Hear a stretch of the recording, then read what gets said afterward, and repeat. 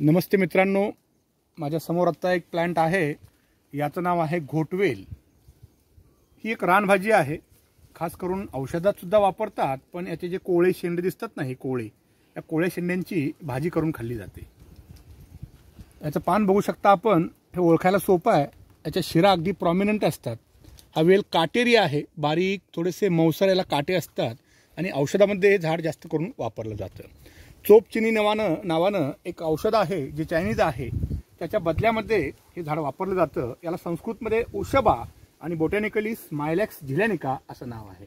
याला काही दिवसानंतर आता फळं येतील, अगदी फळांचे घोस याला लागतात. तर हा काटेरी वेल या पावसाळ्यात दिवसामध्ये आपल्याला भरपूर प्रमाणात आढळतो. त्याची भाजी तुम्ही जरूर खाऊ शकता. अशा प्रकारे थोडे कोवळे शेंडे घेऊन, या पद्धतीचे कोळी पानं आणि कोवळ्या शेंडे असे घेऊन याची रानभाजी खूप सुंदर लागते. थोडीशी बुळबुळीत लागते. नवीन खाणाऱ्या माणसाला थोडंसं वेगळं वाटू शकतं, पण खरोखरीच अत्यंत पौष्टिक आहे, गुणकारी आहे. रानभाजी म्हणून पण, आणखीन औषध म्हणून पण. ओळखायला सोपी आहे, त्यामुळं लक्षात ठेवा, घोटवेल.